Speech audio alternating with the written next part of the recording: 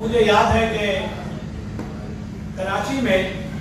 महासवाई collector डिक्लेरिया के अलावा कोई भी शख्स एक्शन में नहीं था, ना ही किसी रेडर्स के बारे में सोच रहा था।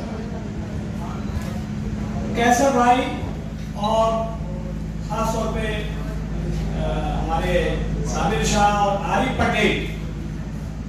और दूसरे काबीना के तमाम लोग जो नाज़माबाद के इस एसोसिएशन में पहले दिन से मौजूद, इन्होंने बेअंथक मेहनत की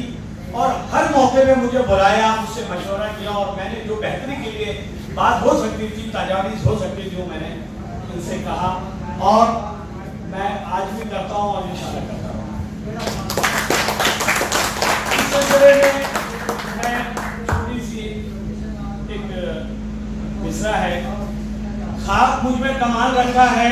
ऐ खुदा तूने संभाल रखा है, मेरे ऐबों में डाल के पर्दा मुझको अच्छों में डाल रखा है। अपनी हस्ती से बच के वारिस्ता हर मुसीबत को टाल रखा है,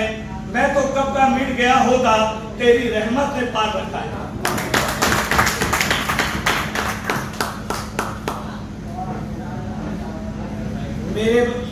मेरे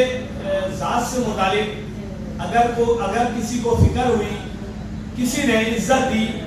अव्वल रोज से और आज तक, वो नागवा रियल एसोसिएशन मामा के बारे में मैं ये कह सकता हूँ कि मामा एक ऐसी शख्सियत है जो तमाम कराची के लोगों के दर्द अपने दिल में रखता है और कराची के क़याम में बहुत अहम किरदार अदा किया इन्होंने। और मौजूदा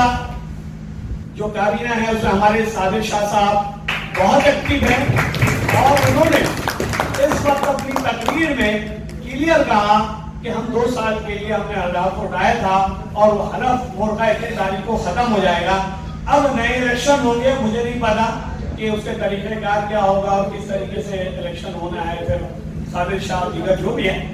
मैं समझता हूँ कि 12, 14, 18, 20 एसोसिएशन है, उन्हीं जो इलेक्टेड मेंबरान होंगे उन्हीं लोगों में इलेक्शन होना है और वो जो